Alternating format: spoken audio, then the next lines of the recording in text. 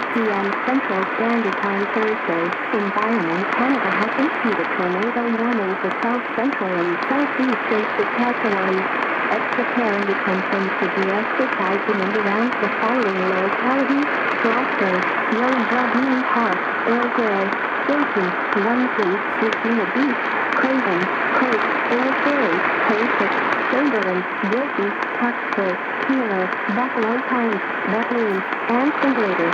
Environment Canada meteorologists are tracking a severe thunderstorm that is possibly producing a tornado. Damaging winds, large hail, and locally intense rainfall are also possible. Recover immediately if threatening weather approaches. Please consult local media for more information.